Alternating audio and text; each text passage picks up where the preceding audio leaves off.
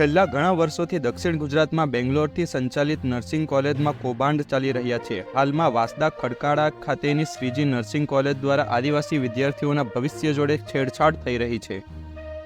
આ કોલેજ ચલાવતી સંસ્થા દ્વારા વિદ્યાર્થીઓના ઓરિજિનલ ડોક્યુમેન્ટ્સ 2021માં લઈ લેવામાં આવ્યા હતા અને 2024 સુધી હજી પરત કરવામાં આવી રહ્યા નથી. ડોક્યુમેન્ટ્સ પરત લેવા માટે વિદ્યાર્થીઓ જોડે પૈસા માંગવામાં આવી રહ્યા છે. જો આદિવાસી આગેવાન સુરેશ પટેલ અને જયેન્દ્ર ગામિત દ્વારા આ બાબતે કોલેજના સંચાલકો અને તંત્રને શું ચેતવણી આપવામાં આવી છે? જય આદિવાસી! જય આદિવાસી! જય આદિવાસી! જય આદિવાસી! આજરોજ અમને ફરીવાર વિદ્યાર્થીઓની સમસ્યા જોવા મળી. ગયા વર્ષે જ અમે ઘણા વિદ્યાર્થીઓ જે ધરમપુરની અંદર જે બોગસ કોલેજો ચાલુ કરી અને એના માટે અમે જે અમારા પ્રયાસો હતા એમાં ઘણા વિદ્યાર્થીઓના ડોક્યુમેન્ટ આવી ગયા છે. પણ દર વખતે આ જીએનએમના નામે જે લોકો બેંગ્લોર લઈ જાય છે, બોગસ ઇન્સ્ટિટ્યૂટ ચાલુ કરી દે છે અને વિદ્યાર્થીઓને છેતરે છે. જ્યારે 12માના રિઝલ્ટ આવે એટલે એજન્ટો આવી ગામડે ગામડે જઈ પેમ્પલેટો વેચે છે, બેનરો એ કરે છે. ગરીબ બાળકો છે, ખરાબ પરિસ્થિતિમાંથી આવતા હોય તો એમના મા બાપની પરિસ્થિતિ બાળપણથી જોઈ હોય, જેથી વહેલી તકે ભણીને પોતે નોકરી કરે અને પરિવારને મદદરૂપ થાય એના માટે જ આ છોકરીઓ જીએનએમના કોર્સને વધારે પસંદ કરે છે. પણ આ દર વખતે એક વખત નહીં હોય, દર વખતે આદિવાસી બાળકો છેતરાઈ જાય છે. આ વાંસદા તાલુકામાં એક ગામ આવેલું છે, ત્યાં આગળ આ લોકોએ એડમિશન લીધું હતું અને એ એડમિશન લીધા બાદ એમને એક્ઝામ આપવા માટે કર્ણાટકા લઈ જવામાં આવ્યા હતા. અને એ બાળકોને હજુ એ બી નથી ખબર કે અમને જે જગ્યાએ પરીક્ષા આપવા લઈ ગયા છે અને જે કોલેજ છે ખરેખરમાં એ કોલેજ છે. અત્યારે પૂછવામાં આવ્યું બાળકોને તો ત્યાં એક રૂમ જેવો હતો. તો આ શું આદિવાસીના બાળકો કચરાની જેમ એ લોકો ત્યાં લઈ જઈને શું બાળકોનું ભવિષ્ય ખરાબ કરી રહ્યા છે?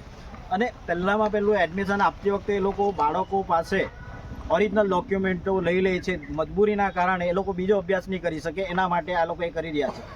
આ બધી વિદ્યાર્થીનીઓ જે આવી છે એ દીકરીઓની વેદના એવી છે કે અમારા ડોક્યુમેન્ટ 2021માં લઈ લેવામાં આવ્યા છે, અમે નથી કંઈ આગળ ભણી શકતા કે નથી આગળ કશે જઈ શકતા. બેંગ્લોર સુધી પરીક્ષા આપવા લઈ જવામાં આવે. નાયકા અમીસાબેન અશોકભાઈ છે. મારો તાલુકો ગણદેવી છે. હું એંદલ ગામમાંથી આવું છું. હું ખડગાડા કોલેજ પાસે એડમિશન લીધું હતું, ત્યાં કોલેજ કરું છું. એ કોલેજ કર્ણાટકની છે. અમે ત્યાં એક્ઝામ આપવા ગયા હતા. ત્યાં અમને એક્ઝામ અપાવડાવી, પણ 2 વાર એક્ઝામ આપી પણ પાસ ન થયા બધા. પછી અમે ડોક્યુમેન્ટની માંગણી કરી તો એ લોકો એમ કહે છે કે તમે 30,000 ભરો પછી ડોક્યુમેન્ટ લઈ જાઓ, એમ કહે છે. બરાબર. તો ક્લાસીસ બી ચાલતા નહીં બરાબર. તો જે બેન તમારું શું નામ હતું? અમીસાબેન. હા, અમીસાબેન. અમીસાબેન, તમે જે કોલેજ કરવા ગયા એમાં પરીક્ષા જે આપી, અહીંયા જે ખડકાળામાં આપી કે તમારે કર્ણાટકમાં? કર્ણાટકમાં. બરાબર. જ્યાં પરીક્ષા આપવા કેટલા વર્ષનું આપો છો તમારે? 3 વર્ષની. તો આ કેટલું, પહેલું વર્ષ કે બીજું વર્ષ? અમે ફર્સ્ટ યરની આપી હતી ત્યારે એવું કીધું કે કેન્સલ થયું છે. એટલે પછી સેકન્ડ યરમાં ગયા તો સેકન્ડ યરમાં ફર્સ્ટ ને સેકન્ડની બંનેની અપાવી.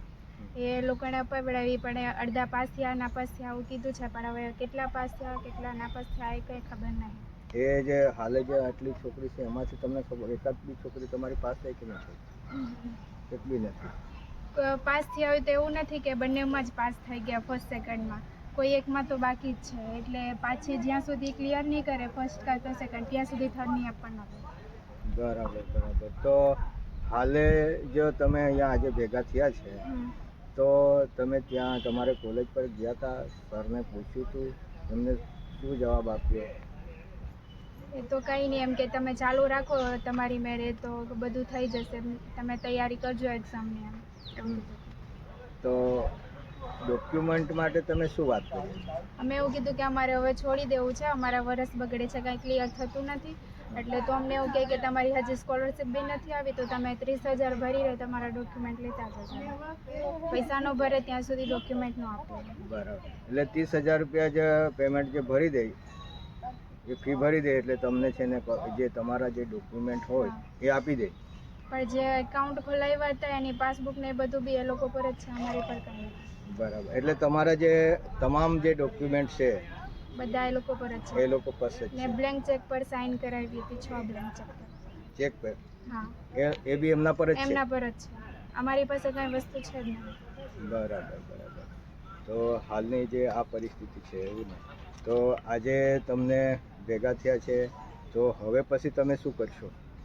ડોક્યુમેન્ટ મળી જાય તો પછી બીજી કોલેજમાં ભણવાનું પછી ચાલુ. પાછા ફરીથી અહીંયા ભણવા જવાના કે શું ના, કરવા? ત્યાં નથી જવું. નથી. હવે પછી બીજી કોલેજમાં હા એડમિશન કરવાનું. હા. બરાબર. નમસ્કાર. વલસાડ જિલ્લા જેમાં જે પણ તાલુકામાં છે એમાં ઘણા સમયથી વાંસદા, નવસારી, ડાંગ તમામ જગ્યાએ જે જીએનએમ નર્સિંગ કોલેજો છે એ કોલેજો ઉપર ઘણા બધા વિદ્યાર્થીઓને છેલ્લા ઘણા સમયથી અન્યાયો વારંવાર સહન કરવા પડે છે અને એમનું જે ભવિષ્યમાં જે પણ સંસ્થાઓ છે એ સંસ્થા દ્વારા હેરાનગતિ અને શોષણ થઈ રહ્યું છે, જેની અંદર 2012 ઉચ્ચ શિક્ષણ કચેરી ગાંધીનગર દ્વારા જે પરિપત્ર જે આપવામાં આવેલો છે કે જીએનએમ એવી તમામ નર્સિંગ કોલેજો છે એ અન્ય રાજ્યના પરમિશન નથી, પરંતુ જે બેંગ્લોર જેવી અન્ય યુનિવર્સિટીની ખાલી એક્ઝામ્પલ રીતે તમામ જગ્યાએ દુકાનો જેવી ખોલીને તમામ વિદ્યાર્થીઓને પૈસા માગીને પૈસાનો વિદ્યાર્થીઓનું શોષણ કરે છે. અને ખરેખર તો આવા તમામ સંસ્થાઓ છે, સંસ્થા જે તે જિલ્લા કલેક્ટર કે જે તે કચેરી દ્વારા એના ઉપર ધ્યાન રાખીને સર્વે કરીને એવી તમામો જે નર્સિંગ જે પણ ગેરકાયદેસર ચાલી રહી છે એ રદ કરવામાં આવે. અને જે અત્યારે હાલની પરિસ્થિતિ જે આજે રોજ જ્યારે આ વાંસદા તાલુકા અને ખડકાલા ગામની અંદર જે નર્સિંગ કોલેજ ચાલે છે ત્યાં આ વિદ્યાર્થીઓને પણ છેલ્લા 2021થી એડમિશન લઈને આજે જ્યારે એ સર્ટિફિકેટો માગવા જાય છે, ઓરિજિનલ ડોક્યુમેન્ટો માગવા જાય છે, ત્યારે સંચાલક કહી રહ્યા છે કે અહીંયા નથી, જે બેંગ્લોરમાં છે. એ ખરેખર તમામ ડોક્યુમેન્ટો અહીંયા જ છે. અને જ્યારે વિદ્યાર્થીને અમે વાતો જે એમણે રજૂઆતો કરી કે તમામ અત્યારે એ વારંવાર પૈસાની પણ માગણી કરે છે, તમે પૈસા આપશો તો અમે ડોક્યુમેન્ટ તો તમને સર્ટિફિકેટ આપીશું. જ્યારે અમે કોલિંગ પર એમના સંચાલન જ્યારે વાત કરી ત્યારે એમણે કીધું કે એ લોકો વાંચતા નથી બરોબર, જેના કારણે એક્ઝામમાં ફેલ થયા છે. પરંતુ એ તદ્દન ખોટી વાત છે. બેંગ્લોર જે પણ સંસ્થા છે એ ઇંગ્લિશમાં પ્રશ્નપત્ર આપતા હોય અને જે વિદ્યાર્થીઓને ઇંગ્લિશમાં અહીંયા શિક્ષણ ના મળે અને ગુજરાતીમાં એ લોકોને આવડતું હોય તો ફેલ જ થવાના છે. કેમ કે એ ખામી સંસ્થાની કે જે તે યુનિવર્સિટીની હોય. તો હવે અમે એવી માંગણી કરીએ કે આવી તમામ જીએનએમ જે ગેરકાયદેસર જેટલી પણ કોલેજો ચાલે છે એ સરકારી જે તે તંત્ર એના પર નોટિસ કરે, સર્વે કરે અને તમામ આવી કોલેજો બંધ કરે, જેથી કરીને વિદ્યાર્થીઓને ભાવિ બગડે નહીં. ધન્યવાદ. જયેન્દ્રભાઈ, આજે જે અહીંયા ભેગા થયા છે એ શાના બાબતે થયેલા છે ને એ જે બહેનો છે એમની શું પરિસ્થિતિ છે? જે આદિવાસી દીકરીઓ છે એ નર્સિંગ કોલેજો જે વિશે તમે અહીંયા આજે ભેગા થયા છે એમનો જે શું પ્રશ્ન છે? આજે જ્યારે અમે અહીં જે વાંસદા તાલુકા ખડકાલાની જે નર્સિંગ જેને જે કોલેજો છે જે સંસ્થા દ્વારા ચાલી રહી છે એ વિદ્યાર્થી નંબર છેલ્લા 3 વર્ષથી એમાં શિક્ષણ લઈ રહ્યા હતા અને જ્યારે સટ્ટીઓ એમના પર માંગવામાં આવે કે એના પર જે પણ શિષ્યવૃત્તિમાં પ્રશ્ન આવ્યો છે કે શિષ્યવૃત્તિ તમારી જે પણ છે એ અમને જમા કરો, ત્યારબાદ તમને સર્ટિફિકેટ મળશે. પરંતુ ઘણા વિદ્યાર્થીઓના હજુ પણ શિષ્યવૃત્તિ પણ આવી નથી અને એવા સંસ્થાઓ જે શિષ્યવૃત્તિ પણ ગેરકાયદેસર કરીને એ ખાઈ રહ્યા છે.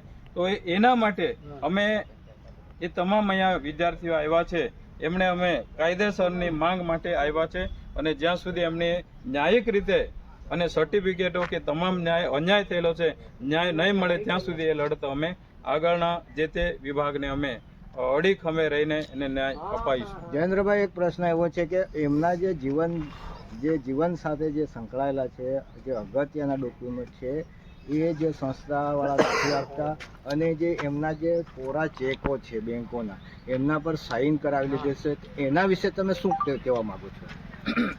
જ્યારે આ રીતનું ગેરકાયદેસર જે વર્તન કરી રહ્યા છે એના પર ખરેખર અમે યોગ્ય તપાસ કરીશું સંસ્થા દ્વારા મુલાકાત કરીને, અને જો એ પ્રમાણે ખોટી રીતે ગેરકાયદેસર એમને જે પણ એમના પોતાના માટે કરેલું છે તો ચોક્કસ એના ઉપર અમે કાયદાકીય કાર્યવાહી કરીશું. છેતરપિંડીનો જે પણ કલમ લાગે એ જે તે સંસ્થા હોય એ સંસ્થાના સંચાલક ઉપર અમે કાયદેસરની કાર્યવાહી FIR કરીશું.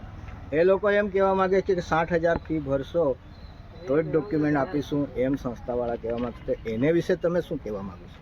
ત્યારે આવા જે સંસ્થા ચલાવનાર એવા આદિવાસી વિસ્તારના તમામ બહેનોને જ્યારે આવું શોષણ થતું હોય તે અમે આવનારા દિવસમાં ચલાવી નહીં દેશું.